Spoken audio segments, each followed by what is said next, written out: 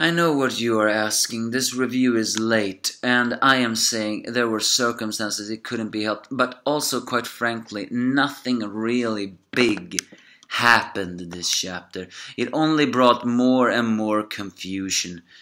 I am starting to get a little bit angry at Kingdom for having confusion. They are not meant to be that confusion. It is meant to break through everything else and just settle it like that. Or is this chapter meant to explain that Gunro is living in the past and the fact that he's having a hard time accepting a future? Is that what is happening? I don't know. You can give me your thoughts if you have any, but this chapter review hasn't even started yet, so that's not what I was really going to say. But you do know that this is the Kingdom chapter 609 from the Angry Anime Fan Despair reviewer. Gyaku unit is having a very trouble getting through the 10 spears, as they even getting confronted by Densho, the first spear. But Ohon has managed to get past, even though he is very clearly not in the greatest of conditions, especially as his heart keeps pumping. But then Gyoyun has managed to confront him, but as Ohon does that without any fear. Shin, on the other hand, also feels like Ohon is being a bit reckless, especially since his conditions wasn't completely stable. But he do know that he threw him only in it because the Gyohyun unit needed to be strong. So Shin seems to call the fact that Shin also says that even Gyohyun is an incurable moron. That's kind of funny because, Shin always sometimes say that he may be the moron, but the fact that even he feels like Ohon has gone a little bit too far is nice. As they're being confronted by it all, Ohon says to everyone to trust in him, while Gyohyun says to not interfere, because he wishes to speak with him. And so Gyohyun begins to hold the very long speech about this and that, and have and has, and sis and sas and bat and that. Sorry about that. Oh, that was an unintentional one.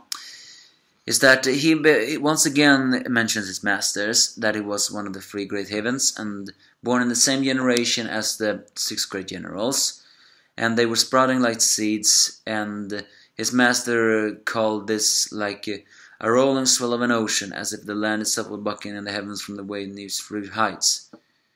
And Gyohyun considers now where we stand, the time after your golden age of the Queen 6, that they have arrived where the compatriots' time is also the age of Riboku. No, you're so wrong.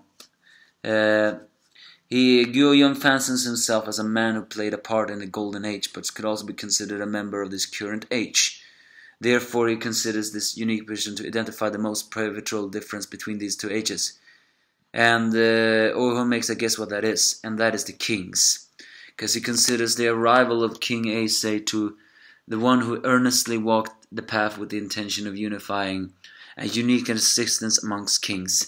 And as we have seen from the Sao King, the current Sao King is nothing more than a hedonistic bisexual pedophile. So it's for Gyohyun, he considers the China swell has been growing and reaching its peak, and now it awaits an answer. The answer to the question is whether the scattered states shall finally become one or remain divided. So he asks Ohon if he realizes the precept upon which you and the fellas are standing on. But then Gyohyun steps forward and says he shall take him down before the nuisance can reach us. But then suddenly Ohon is the one who gets I wouldn't really say last laugh, but the way he says this line is a very strong mocking one. He says that, "What gives you the right to boast about your long glory days and in the same recture where I stand? All I have ever done is what I always will do, to keep moving forward." I think what he is saying here is what a lot of people are saying also. Gyohyun is a man that hangs on to the past too much. He refuses to acknowledge change Or maybe he wants change, but he is clinging too much to his past that he actually fails to realize what that past really is. And that past is that fact that he lost his master and he has lost his purpose. He considers himself a great one that will see the past of everything. But Ohon just says that he just hangs on to the past too much, therefore he will not see anything. All he will see is just his own inability to realize that things change. I mean, granted, that is only my own translation of this. Gyo-yun does seem to realize that the biggest difference in all of this change is the king, but I'm not really sure if he's praising Eisei or criticizing him. As we know, the Sao people considers Eisei to be nothing more than a beast of unifying everything else. But Ohon seemed to legitimately be loyal to Eisei, unlike his father, I guess. But I do think that Ohon is saying that Gyo-yun just cannot keep moving forward, because Ohon is not clinging on to his past, or at least tries not to. He wants to move forward like his peer. And so the two charge against each other.